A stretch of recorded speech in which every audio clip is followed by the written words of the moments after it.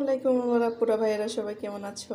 আজকে চলো একটা নতুন ইউনিক রেসিপি বানাই। সেটা হচ্ছে বাদামি। এখানে নিচে চাল, চিনি, বাদাম, তিল, তোমরা যে কোনো বাদাম দিয়ে বানাইতে পারো। এখন চালটা ভেজে নিব, তেলটা গরম করে নিয়ে দিছি। এখন দিয়ে দিব চালটা। চালটা ভেজে নিব।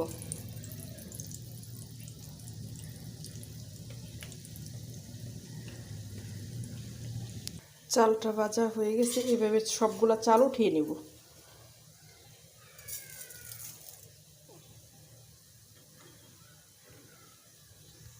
চালগুলো ভাজা হয়ে গেছে। এখন সবগুলো চাল উঠিয়ে নেব। দিয়ে দেব আরেকটা প্যানে বাদাম। সবগুলো বাদাম দিয়ে নেব।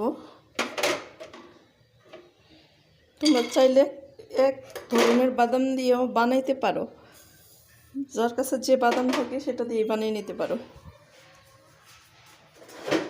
এখন বাদামগুলো আর তিল, এখানে তিল দিয়ে দিছি, এগুলো সবগুলো ভেজে নিব।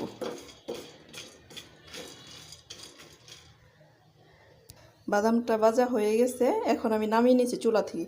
ওই চালের মধ্যে সবগুলো বাদাম দিয়ে দিছি। এখন একটা ক্যারামেল বানিয়ে নিব। চলো,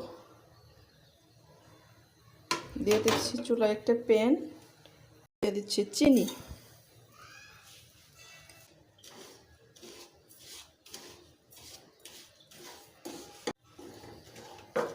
চিনিটা গলা পর্যন্ত অপেক্ষা করব। বেশি কড়া করে করতে চাই না। যখনই গলা হয়ে যাবে তখন এই বাদাম, চালের রসটা এটার সাথে ঢেলে দিতে হবে। হয়ে গেছে চিনিটা। এখন ওই চালটাকে দিয়ে দিব। চালটা, বাদামটা দিয়ে নামিয়ে নিব।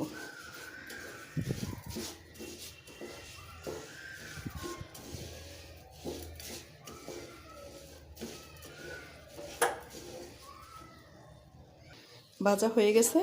এখন চুলা থেকে নামিয়ে নিব।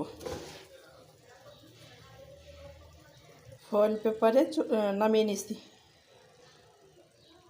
এইভাবে সবগুলা বানিয়ে নিতে পারো। এইভাবে যে কোনো একটা মুখা বা কুশি কাটা থাকলে সেটা দাও, তোমরা নিতে পারো। এটা প্রচণ্ড গরম হয়। এই মুখাটা উঠে আসছে। এখন দিয়ে দেবো বাদামগুলো।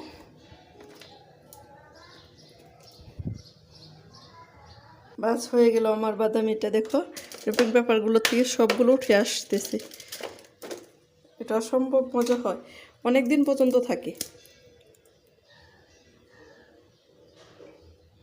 আমার রেসিপিটি যদি তোমাদের ভালো লাগে, আমার পেজটা ফলো করো প্লিজ।